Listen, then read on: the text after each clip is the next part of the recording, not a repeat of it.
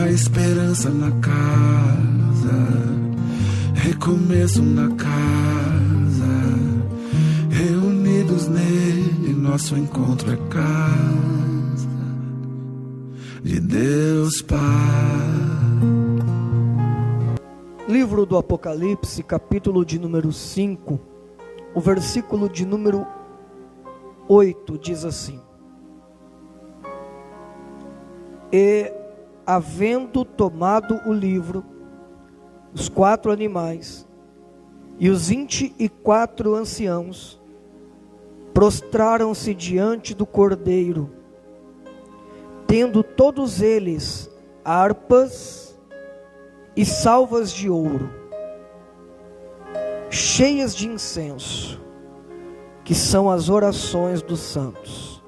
Diga comigo: harpa e salva de ouro. Diga: louvor e oração. E cantavam um novo cântico, dizendo: digno és de tomar o livro e de abrir os seus selos, porque fostes morto e com o teu sangue nos compraste para Deus, de toda a tribo e língua e povo e nação. E para o nosso Deus nos fizeste reis e sacerdotes, e reinaremos sobre a terra. Provavelmente eu não consiga hoje completar essa mensagem, como nós ficaremos aqui ao longo da semana. Talvez eu deva continuá-la, mas eu quero tratar com você a respeito de 4 revelações da morte de Cristo, que foram trazidas para nós dentro do cântico dos 24 anciãos. No capítulo 5 do Apocalipse, a Bíblia fala de 4 cânticos.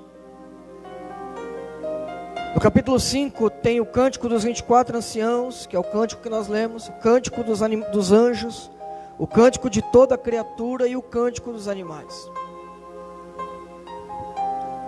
No capítulo 5 do Apocalipse, eu quero que, para que eu possa pregar essa mensagem, eu quero que você visualize a cena comigo. Quem está comigo aqui, diga amém.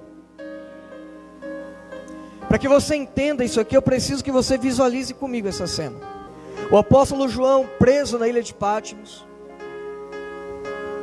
ele é arrebatado em espírito, ou seja, o seu corpo permanece na terra, mas o seu espírito é levado a uma outra dimensão, a uma outra realidade. E o apóstolo João é levado ao ambiente do céu, e ele consegue presenciar uma cena muito linda. É claro que João, ele descreve o que ele viu com as palavras que ele tem, o que significa dizer que o que João viu foi muito mais lindo do que a gente possa imaginar. Mas é que João descreve a cena com base naquilo que ele consegue, com as palavras que ele entende naquele momento. E no capítulo de número 5, a Bíblia diz que João vê um trono. A visão começa no capítulo 4, mas no capítulo 5, João vê um trono. E assentado sobre o trono, na destra da pessoa que estava assentada sobre o trono, tinha um livro, selado por dentro e por fora com 7 selos. O apóstolo João, lembre que ele está tendo uma visão, foi arrebatado em sentido, em espírito. O apóstolo João, ele não é daquele ambiente, ele está ali para que pudesse ter uma visão do que está acontecendo. E ele vê aquele livro e vê os selos que selam o livro para que ninguém pudesse abrir. E ele percebe que o céu agora está chorando, porque ninguém foi achado digno de abrir o livro e sequer digno de olhar para o livro. E o céu, que é um ambiente onde não há morte, não há choro, não há tristeza, agora está chorando porque ninguém foi digno de abrir o livro e nem de olhar para ele. E quando João está olhando aquela situação e ele começa também a chorar muito, ele mesmo diz que ele chorava muito. Um dos 24 anciãos, um dos anciãos disse assim: João, não chores. Eis aí o leão da tribo de Judá, que foi morto e venceu. E a Bíblia diz que João se virou para ver quem era, mas João não viu um leão, João viu um cordeiro. O mesmo Jesus foi visto no céu como leão, mas João olhava Jesus como um cordeiro. Porque para quem estava no céu, Jesus era leão, símbolo de autoridade, de poder, de realeza. Mas para João, que não era do céu, era da terra, estava ali apenas em um arrebatamento para ver a situação. Para João, que ainda era um pecador, lavado e remido no sangue de Jesus, Jesus se mostrou para ele como um cordeiro. Eu vou dizer de uma maneira que você entenda: no mundo espiritual, tanto no céu como para os nossos inimigos, Jesus é visto como um leão, mas para nós ele é visto como um cordeiro. Para o teu inimigo, para o teu adversário que tenta te tragar, que tenta bramir como leão, imitando a voz do leão para que possa te tragar, ele se depara com o verdadeiro leão da tribo de Judá, que está ao teu lado para te defender, e não deixar que praga alguma chegue na tua tenda. Um leão forte, imponente, real, símbolo de realeza. Mas quando ele se aproxima de você, ele não se aproxima de você como um leão que impõe medo, ele se aproxima de você como um cordeiro manso e humilde que tira o pecado do mundo. Aleluia! João vê o cordeiro, e a Bíblia diz que o cordeiro, no versículo 7, ele pega o livro que estava à destra do que estava no trono. Quando o cordeiro pega aquele livro, quando Jesus pega aquele livro, todo o mundo espiritual entende que ele é digno. Porque se ninguém for achado digno, e por isso todo mundo chorava, a partir do momento que Jesus pega o livro, todo mundo entende que ele é digno. E agora, em sequência, quatro cânticos são entoados no céu. E o primeiro cântico que foi entoado foi o cântico dos 24 anciãos. Pastor, por que no céu tem 24 anciãos? Por que 24? Não 22, não 20, não 25, mas 24. Porque os 24 anciãos representam todos os salvos pelo sacrifício de Jesus no Antigo Testamento e no Novo Testamento. 12 é o número de patriarcas que representa toda a descendência de Israel no Antigo Testamento. E 12 é o número dos apóstolos da graça, que representam os salvos do Novo Testamento. Quando os 24 anciãos estão no céu, eles estão ali representando todos os santos salvos pela morte de Jesus. Agora, os 24 anciãos, o cântico que eles entoam é o versículo 9 e 10 que eu li aqui. Eu vou ler, eu peço que você acompanhe comigo, eu vou ler de novo. Os 24 anciãos, quando veem que Jesus toma o livro,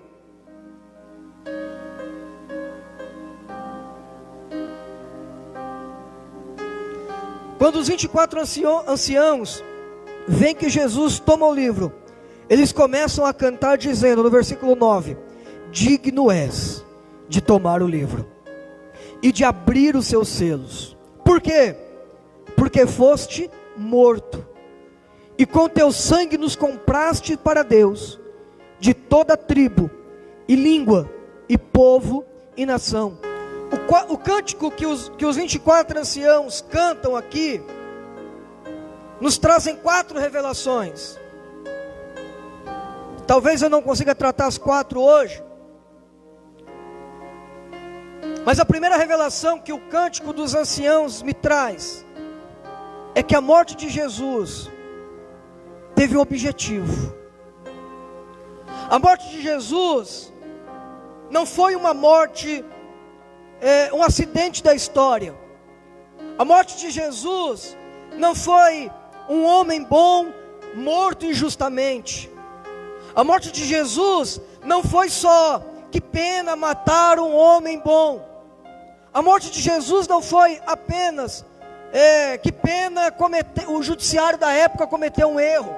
Apesar de que tudo isso é verdade, apesar de que a morte de Jesus, a condenação de morte de Jesus, foi o maior erro judicial da história, um julgamento totalmente ilegal, mas isso fica para um outro momento para a gente discutir. Mas foi um julgamento totalmente ilegal. Mas a morte dele não foi apenas a morte de um homem bom, a morte dele não foi apenas uma injustiça. A morte dele não foi um acidente na história. A morte dele tinha um objetivo. A morte dele tinha um propósito. A morte dele foi um sacrifício. Ele se ofereceu para Deus na cruz. Ninguém levou ele à força, sem que ele quisesse estar lá. O que nós precisamos entender é que nós não podemos olhar para a cruz e dizer que pena mataram Jesus. Nós precisamos olhar para a cruz e dizer: graças a Deus, ele se entregou por nós. Aleluia. Não olhe para a cruz com olhar de pena. Não olhe para a cruz com olhar de aconteceu. Não. Não olhe para a cruz com olhar de alguma coisa saiu do controle e mataram Jesus antes da hora. Não. O próprio Jesus nos ensinou dizendo que ninguém tiraria a sua vida, mas que Ele a daria por nós. Não mataram Jesus, não tiraram a vida de Jesus. Jesus foi para a cruz se entregar por nós. Aleluia.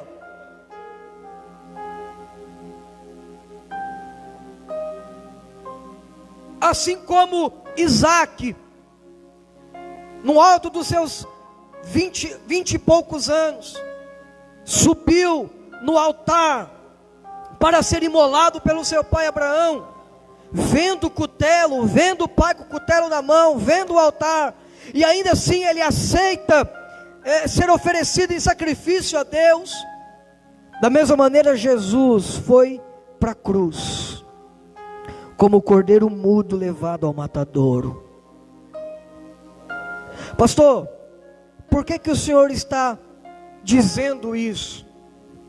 Porque eu preciso olhar para a cruz e entender que tinha um objetivo ali. E qual era o objetivo da cruz, pastor? Você. Vou dizer de novo, o objetivo da cruz era você. A cruz não foi um acidente da história. Jesus não foi para a cruz resmungando e dizendo: me condenaram injustamente, vou me matar antes da hora. Não.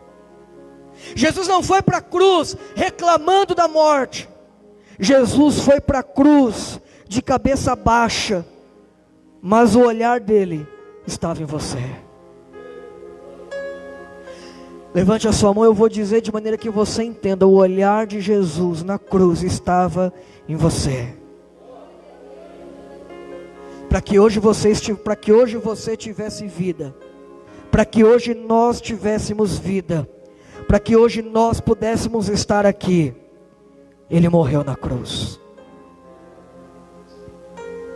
A morte de Jesus não foi apenas a morte heróica de um mártir, a morte heróica de um rebelde contra o domínio de Roma. Não. A morte de Jesus não foi apenas uma condenação humana. Os homens olhavam para a cruz. Quem está comigo, diga amém. Os homens olhavam para a cruz como hoje olham para a cadeira elétrica. Os homens olhavam para a cruz como hoje olham para a injeção letal. Os homens olhavam para a cruz como há um tempo atrás olhavam para a forca. Os homens daquela época olhavam para a cruz como um instrumento de condenação de morte. Os homens olhavam para a cruz como a pena de um crime. Mas Jesus olhava para a cruz como um altar onde um sacrifício perfeito seria oferecido. Nós não olhamos para a cruz como uma pena de morte. Nós olhamos para a cruz como um altar de sacrifício. E todas as vezes que você olhar para a cruz, você lembra que aquele lugar era seu.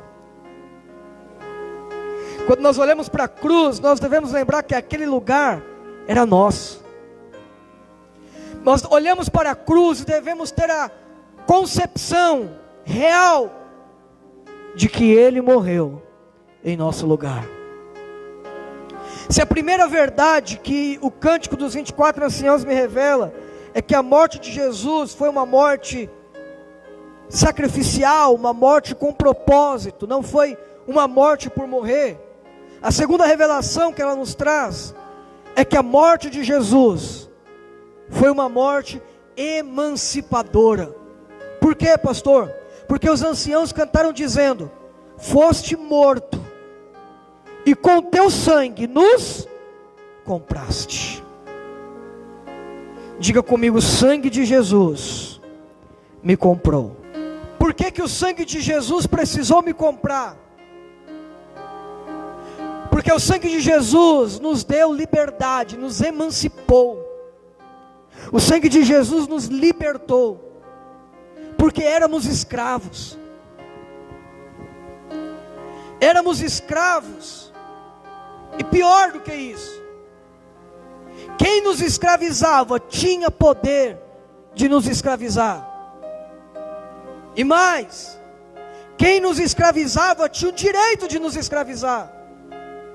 Porque Adão deu o direito de se tornar escravo quando pecou.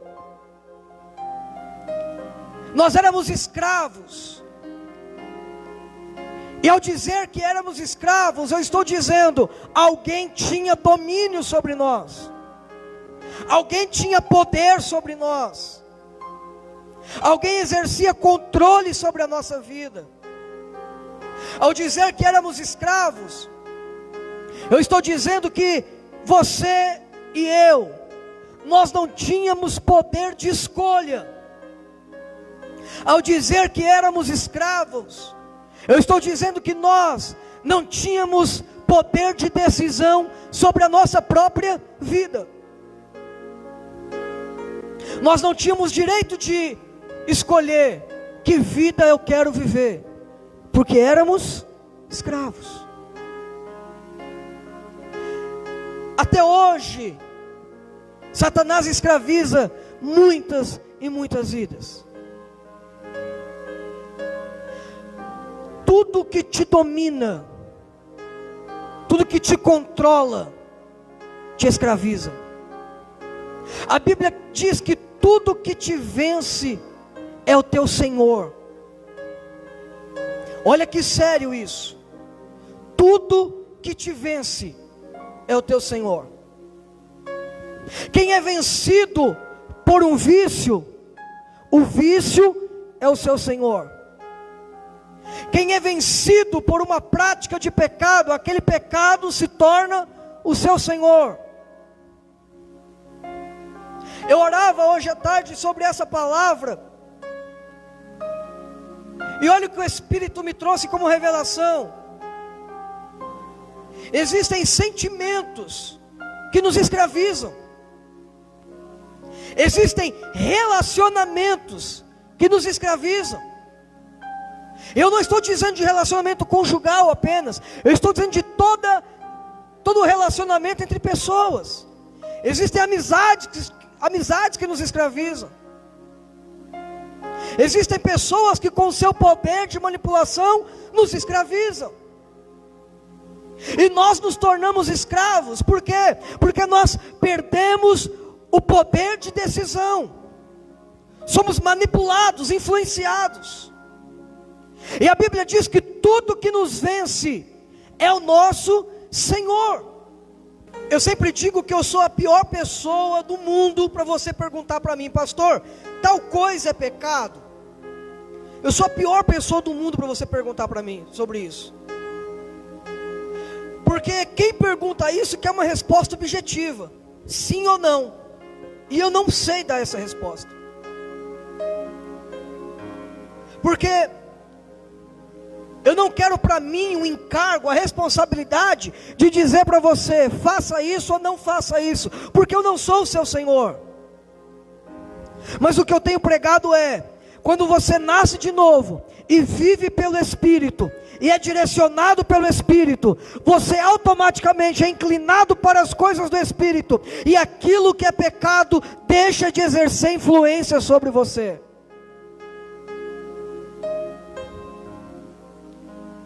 E apesar de ser muito ruim para dar esse tipo de resposta, existe um princípio que eu gosto de aplicar. Quando a pergunta é: isso é errado ou é certo? Faça a pergunta: isso me escraviza? Isso me domina? Porque tudo que te domina, tudo que te vence, se torna o seu Senhor. E a Bíblia diz que nós não poderíamos ter dois senhores. Jesus disse: não servis a dois senhores, porque quando você serve a um, você desagrada o outro. E Jesus é tão educado que quando nós temos um Senhor, Ele automaticamente se afasta, porque Ele não disputa espaço.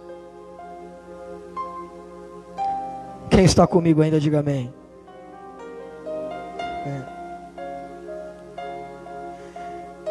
Parece pesado isso, né? Parece pesado dizer a respeito disso. Satanás ele tem prazer de escravizar para destruir. Tudo que Satanás usa para escravizar o homem, destrói o homem. Tudo que Satanás usa para escravizar o ser humano, destrói a vida do ser humano. E agora, eu vejo pessoas dizendo: pastor, me ajude. Me ajude porque eu entrei em uma crise, me ajude porque minha vida está destruída, me ajude porque eu estou sendo vencido. E eu não estou aqui para dizer para você: olha, eu vou fazer uma oração forte, eu vou fazer uma corrente forte, e você vai vencer essa crise. Não, eu estou aqui para dizer para você o que o Evangelho me ensina. Jesus morreu para que você fosse livre, Jesus morreu para te libertar, Jesus morreu para que nada mais te escravize, e a partir de hoje, poder sobre você, o mal não exerce poder sobre você. Levante a mão e diga: eu sou livre. Aleluia. Aleluia. Nós somos livres porque Ele nos comprou. Só que Ele não nos comprou para a escravidão. Porque o comum é alguém comprar um escravo para que aquele escravo agora seja sua propriedade. Quem me entende, diga amém. Quando eu compro um escravo, eu compro um escravo para dizer: você agora não é meu, agora você é meu escravo. Agora eu sou o seu dono. Quando Jesus nos comprou, Ele diz que para a liberdade nos tornou livres. Ele não nos comprou para dizer: eu paguei um alto preço na sua vida, para que eu pudesse te dar a carta de alforria e dizer: hoje você é livre. Aleluia. Pastor, mas então por que é que nós servimos a Jesus se nós somos livres? No Antigo Testamento, na lei, existe um instituto jurídico de que todo escravo, em determinado período, ou cumprida algumas condições, deveria ser livre. Só que a lei diz assim, irmão Milton: você tem a obrigação de libertar o escravo se cumprir determinadas condições. O ano do jubileu, o ano sabático, algumas condições. Cumprida aquelas condições, o seu escravo, a partir daquele momento, é livre. Você não é mais dono dele. Mas pode ser que o escravo olhe para você e diga assim: você é um bom senhor.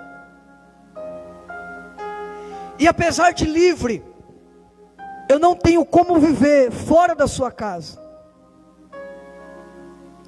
E agora eu quero continuar sendo seu servo. Mas aí a pessoa se viria numa sinuca de bico, porque a lei me obriga a libertar, mas por outro lado ele quer continuar me servindo. E o próprio Deus deu orientação para Moisés e criou um instituto jurídico, que era o servo da orelha furada. Porque aquele escravo que quisesse continuar servindo a esse senhor, ele se submeteria e esse senhor furaria a sua orelha. E todo mundo que olhasse para ele diria: ele não é mais servo por obrigação, ele é servo por escolha. Ele é servo porque o Senhor é bom Senhor. Ele é servo porque ele escolheu servir por amor. Ele é servo porque ele escolheu ser submisso ao Senhor. Pastor, o que o senhor quer dizer? Eu quero dizer que apesar de livre, nós nos submetemos a ser escravos da orelha furada e dizer: Senhor, como meu Senhor, eu sou livre para tomar qualquer decisão, e a minha decisão é me submeter ao Senhor.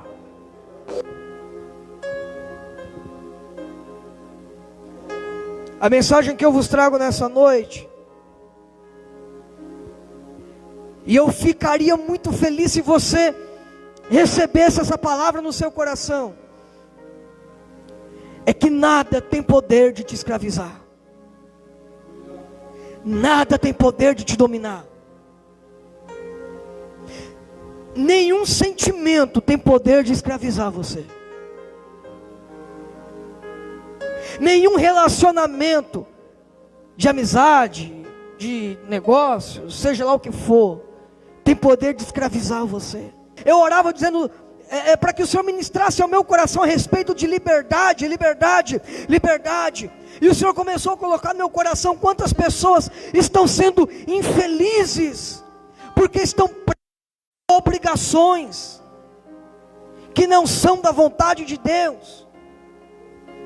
Quantas pessoas se sentem obrigadas a determinadas situações e são infelizes por conta das suas próprias decisões.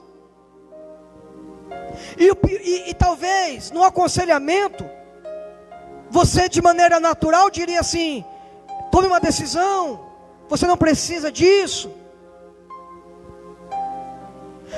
Mas o Senhor me fez entender que vai muito mais além, porque não se resolve com conversa, e não se resolve com conselho, é algo espiritual. Queridos, eu estou pregando aqui debaixo do sangue de Jesus, e a mensagem que eu estou ministrando é uma mensagem profética para a tua vida. O Senhor marcou a reunião desta noite para que você pudesse ser livre de todas as amarras que aprisionam o teu coração. Aleluia. Olha, eu já disse no começo do culto da mensagem que talvez eu não conseguiria falar sobre todos os tópicos, e eu vejo que não vou. E não vai por quê, pastor? Não vou porque Deus precisa que você entenda que Ele te fez livre. Tem pessoas que estão caminhando. E é como se a sua vida, o seu dia, fosse carregando uma bola de ferro. Tem pessoas que vivem e o seu dia é como se viver fosse um sacrifício. É como se viver fosse motivo de dor.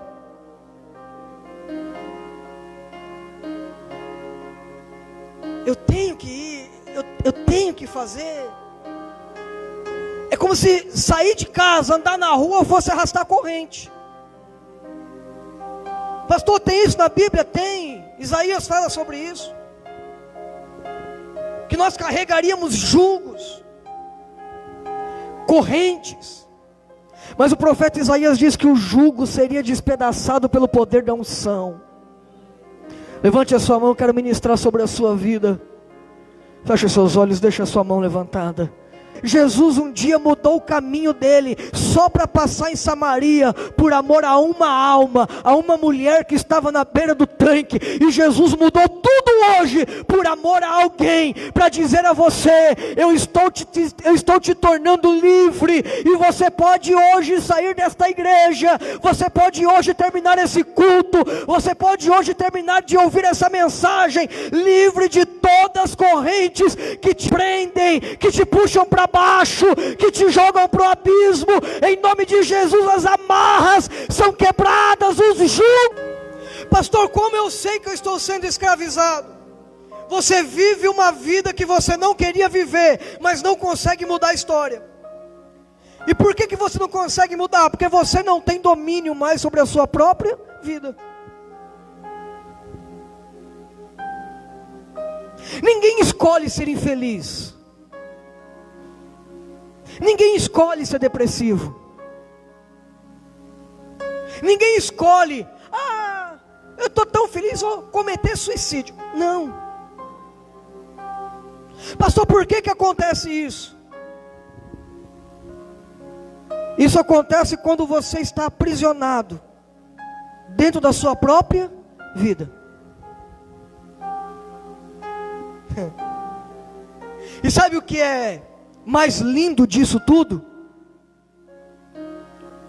É que o remédio pode te ajudar, a terapia pode te ajudar, os conselhos podem te ajudar, mas o único que tem poder para quebrar o jugo, para te comprar e te tornar livre, foi o sangue derramado no Calvário.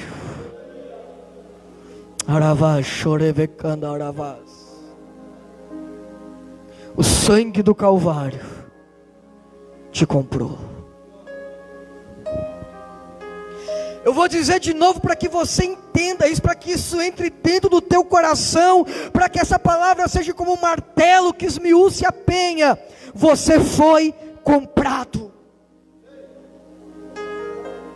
Não, você não está entendendo. Eu não disse que você precisa negociar. Eu não disse que você precisa se esforçar. Eu não disse que você precisa fazer por onde. Eu disse que alguém decidiu comprar, foi lá, te comprou para você e disse: você é. Levante a mão de novo. Sou livre. Você é. Você não vai ser. Você é. Aleluia. Aleluia.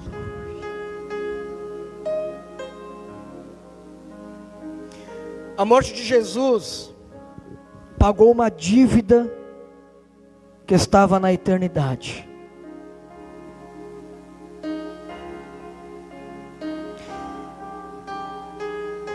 Há uma história.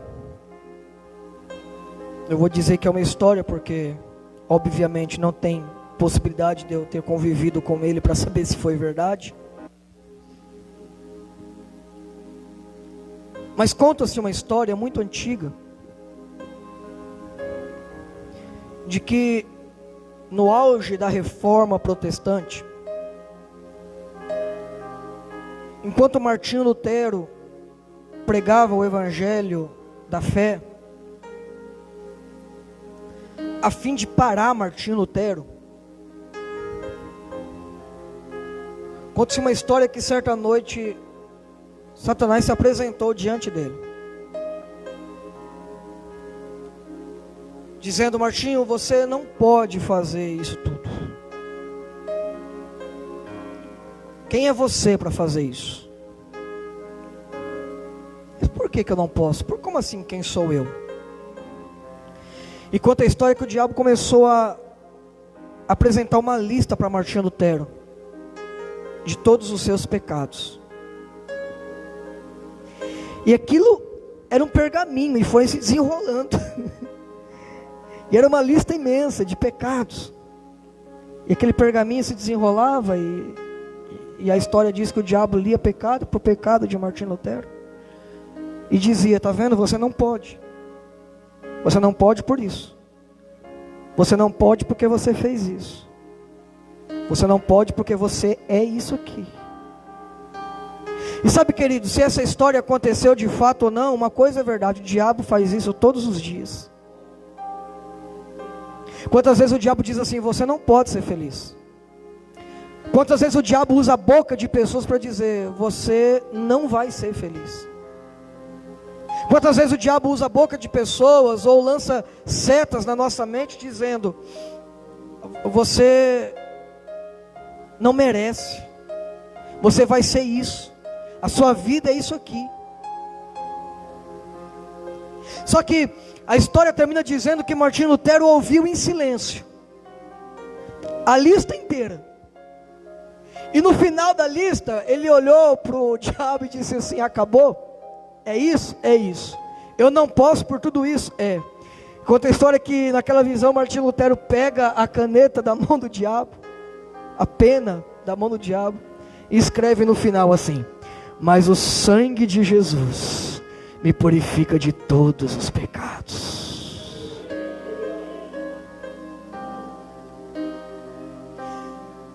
A mensagem que eu quero trazer para você nessa noite é que os 24 anciãos olharam para Jesus e dissessem assim: realmente, digno és de tomar o livro e de abrir os seus selos, porque foste morto e com teu sangue nos compraste para Deus.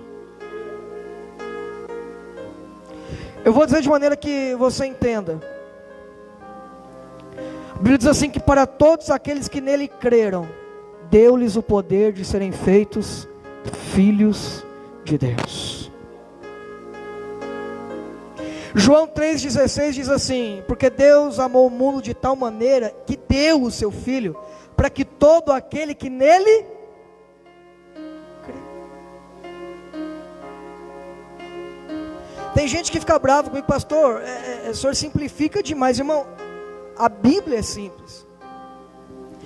Qual é a única exigência? Para que todo aquele que nele crê. Quem nele crê não perece. Não perece. Não perece. Não perece. Você não vai perecer. Você não vai morrer nessa prova. Você não vai ser derrotado nessa batalha. Você não vai desistir no meio do caminho. Não perece, mas tem a vida eterna. Houve uma transferência de propriedade. Você foi comprado para Deus. E se antes você era escravo e o teu Senhor queria te matar, roubar e destruir, hoje o teu Deus quer te dar vida, e vida em abundância. Quero que você feche os seus olhos e ponha a mão no seu coração, porque eu sei que você já ouviu muita coisa do diabo. Eu sei que o diabo já lançou muita seta na tua mente. Eu sei que o diabo já usou muita gente para falar muita bobeira para você. Eu sei que muita gente já te amaldiçoou. Eu sei que muita gente já rogou praga. Eu sei que muita gente que você respeita já disse que você nasceu para sofrer mesmo, se conforma com essa vida mesmo, é melhor desistir de tudo mesmo. Mas eu quero que você feche os seus olhos, porque me permita, eu quero ser uma voz profética para a tua vida nesse momento. E eu quero que você receba a palavra profética que eu vou liberar para a tua vida. Você foi comprado por um preço caro. Você não é qualquer coisa jogada na esquina. Você é precioso e valioso. Você foi comprado por um alto preço. A tua alma custou o preço de sangue. Um sangue puro, inocente, foi derramado numa cruz de madeira, para que hoje você pudesse receber vida, e vida em abundância. Você não nasceu para sofrer, você não nasceu para ser derrotado. A tua vida não acaba desse jeito. Não importa o que você viveu até hoje, Deus te resgatou e te tornou livre, e a partir de hoje, você reconhece a tua liberdade. Pega a tua carta de alforria e sai daqui livre, para desfrutar vida e vida em abundância. Diga: eu recebo essa palavra.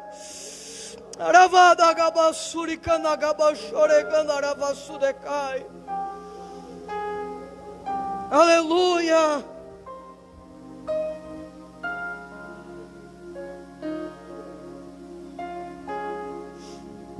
Aleluia. Você foi comprado. Pastor, mas eu fui comprado, mas e agora? O que eu faço agora?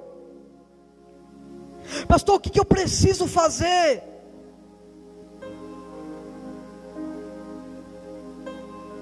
Quando fizeram essa pergunta para o apóstolo Paulo, a resposta dele foi assim: crê no Senhor Jesus, será salvo tu e a tua casa.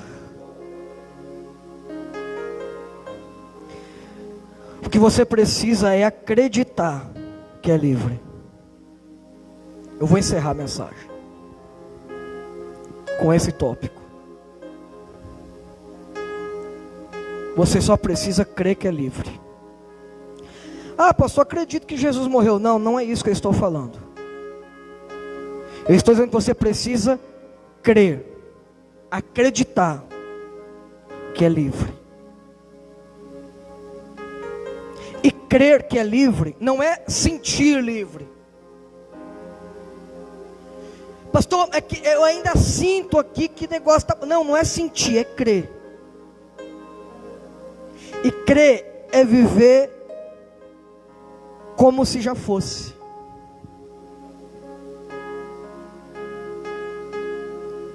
Crer no original é pistel, acreditar que é verdade.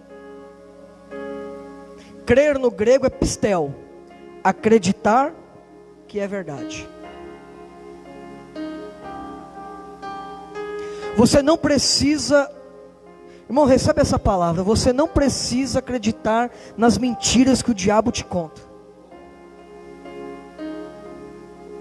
Você não precisa viver baseado nas mentiras que o diabo te contou. Você não precisa viver uma vida de derrota, baseado na história de vida, na perspectiva de vida que o diabo te mostrou. É como se o diabo, é muito forte isso que eu vou dizer aqui,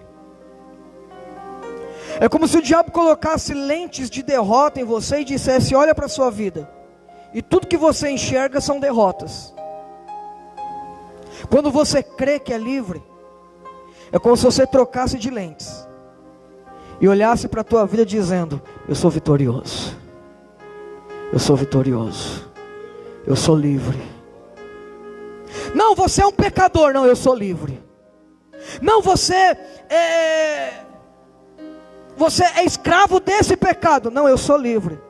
Não, você precisa vencer, você tem um pecadinho aqui que você precisa vencer. Não, não, eu sou livre desse pecado. Esse pecado não me domina. Essa história não é a minha história. Essa é a versão que o diabo contou. Mas a história que eu vivo é a versão que a Bíblia diz. E a versão que a Bíblia conta a respeito da minha vida é que eu sou livre.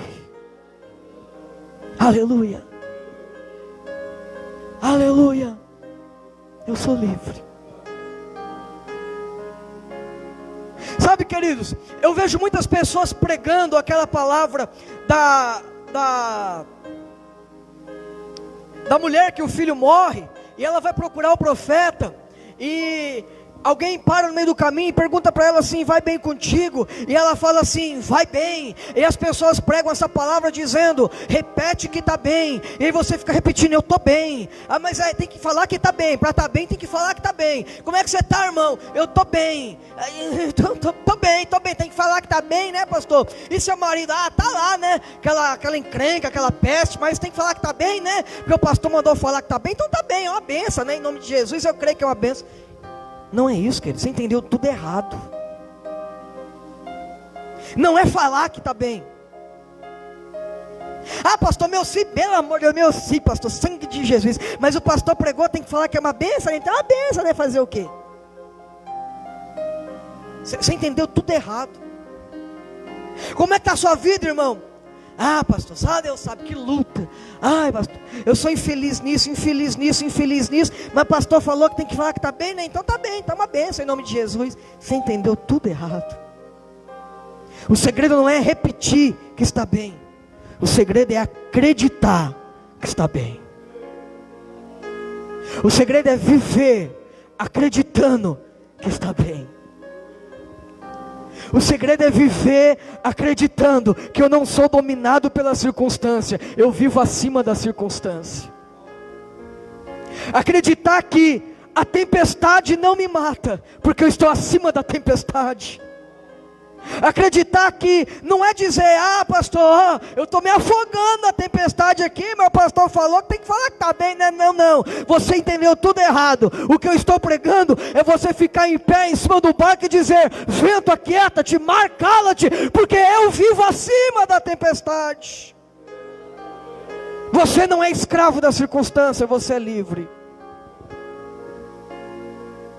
Eu não sei qual foi o cenário. Eu estou pregando aqui, e através da palavra de conhecimento eu estou vendo, e tendo a certeza no meu espírito, que algumas pessoas estão vivendo dentro de um cenário de destruição. É como se o diabo tivesse desenhado um cenário de destruição ao seu redor, e você tivesse a plena convicção de que aquele cenário é realidade. E você olha para um lado e não tem saída, você olha para o lado e você vê que não, nessa área eu sou derrotado, nessa área eu sou infeliz, aqui a minha vida não dá certo, ali a minha vida só dá errado. Eu quero dizer em nome de Jesus, isso tudo é um cenário que o diabo montou. Eu estou te chamando hoje para subir acima dessa realidade, e como a águia que voa acima das tempestades, você vai olhar de cima e todo este cenário de destruição é para te roubar, para te destruir, mas hoje recebe vida, e vida em abundância. Aleluia, aleluia. Eu sou livre, livre.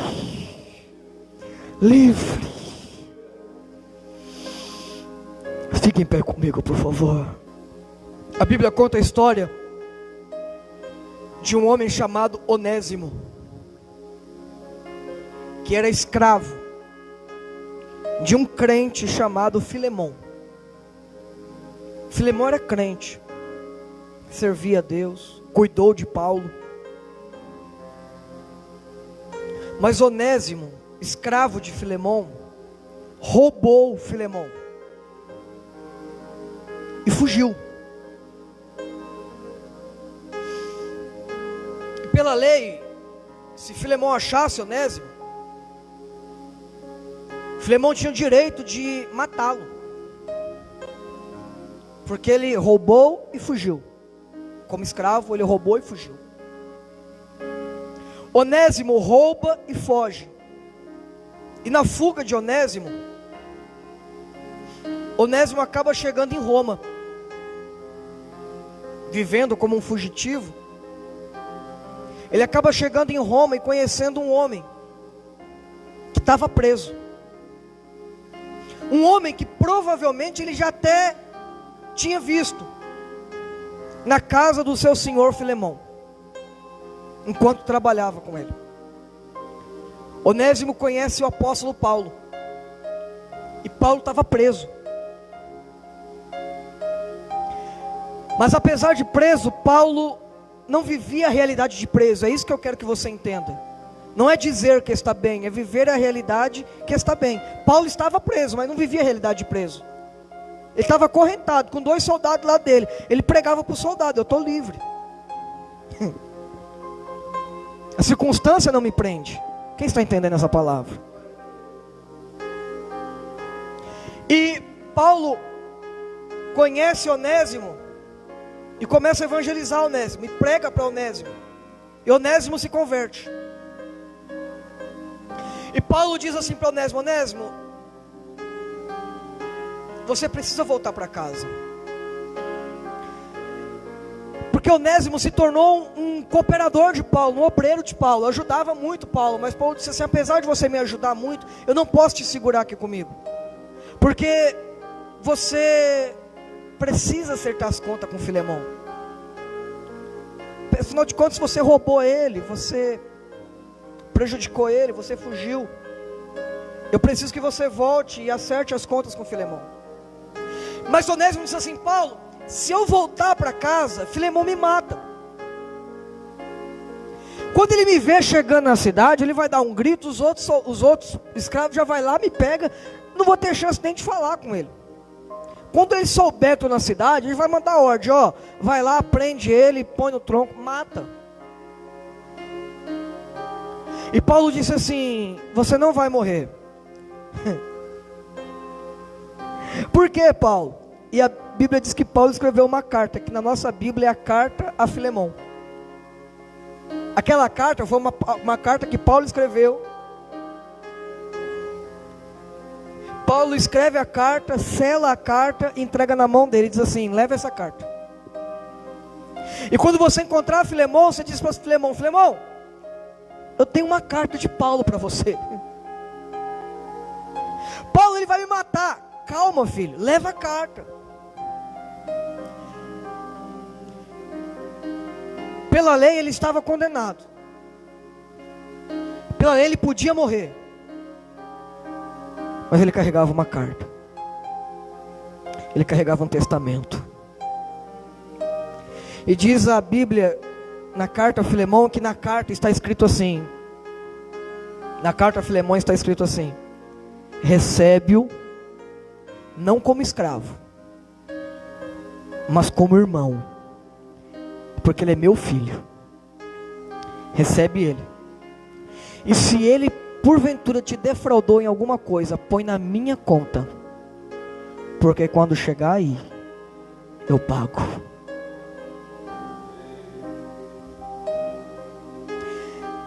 Agora eu fico imaginando Filemão, Onésimo entrando na cidade assim, ó, escondido atrás da carta. Você vai morrer. Fala para ele ler a carta primeiro. Você merece morrer, eu sei, mas fala para ele ler a carta. Eu imagino Onésimo se encontrando com Filemão, e Filemão diz assim: você teve coragem de voltar aqui, eu vou te matar. Mata, mas primeiro lê a carta, porque na carta está dizendo que alguém pagou a minha dívida. Pastor, o que o senhor quer me dizer com essa história? Porque na história nós somos Onésimo. Porque pela história nós somos Onésimo. E nós estávamos condenados. Eu não estou pregando uma mensagem de autoajuda para que você se sinta o bonitinho, o privilegiadinho e dizer assim: você é um lindinho de Jesus. Não, eu estou dizendo que você era um condenado. Você não sofre porque o diabo é feinho e malvadinho. Não, você sofre porque o diabo exercia poder sobre você, porque você era escravo dele. E ele tinha o direito de matar, roubar e destruir a sua vida.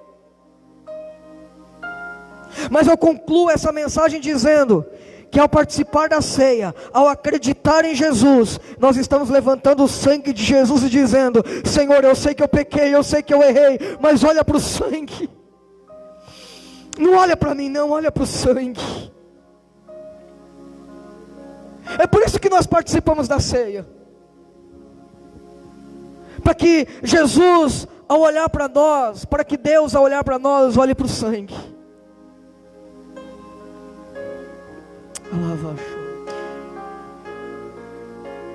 Feche os seus olhos.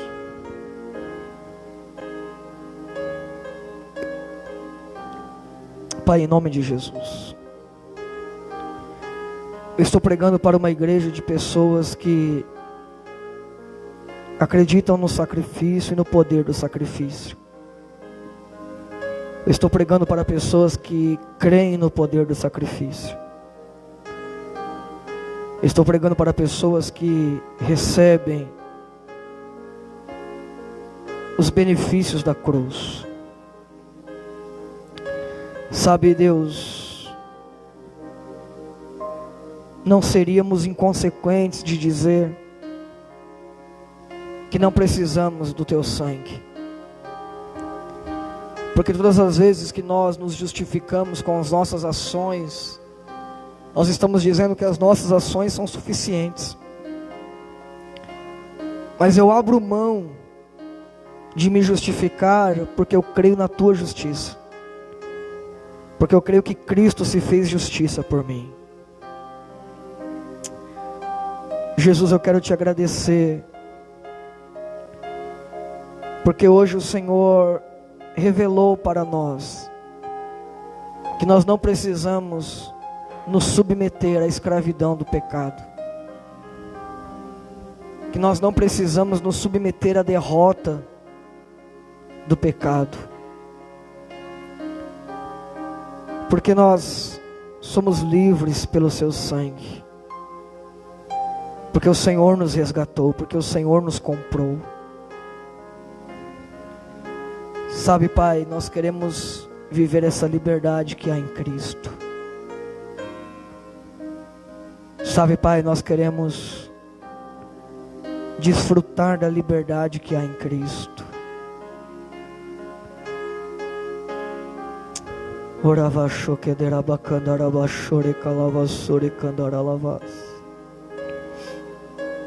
Eu sei que enquanto eu prego, enquanto eu oro, Satanás tem acusado a mente de alguns, dizendo: você sabe o que você fez, você sabe quem você é, você sabe a sua história. Mas eu quero ser uma voz profética para destronar Satanás da vida dessas pessoas e dizer que, apesar de saber quem nós somos, apesar de saber o que fazemos, nós também sabemos o que o Senhor fez. E não há pecado que supere o sangue. Não há história que supere o poder do sangue. Sabe, Deus, quando nós nos deparamos com o sangue, quando nós nos deparamos com a cruz, a nossa própria história passa diante de nós. E é nesse momento que nós reconhecemos que não queremos mais viver essa vida que havíamos vivido. Quando nós olhamos para a cruz, a nossa vida passa diante dos nossos olhos. E nós reconhecemos que não queremos continuar vivendo essa vida. E é por isso que nós, através do sacrifício, podemos nascer de novo, para viver uma nova vida.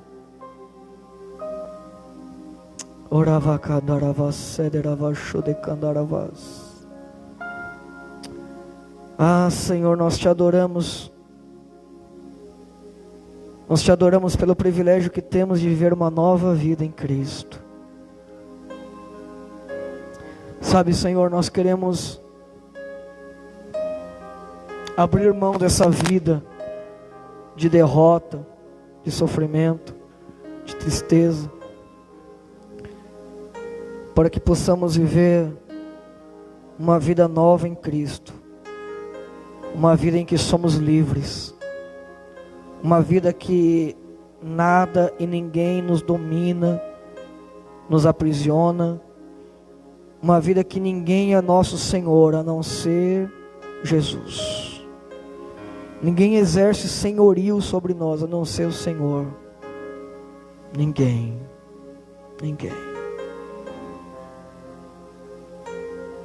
uma vida em que nós podemos desfrutar uma vida de abundância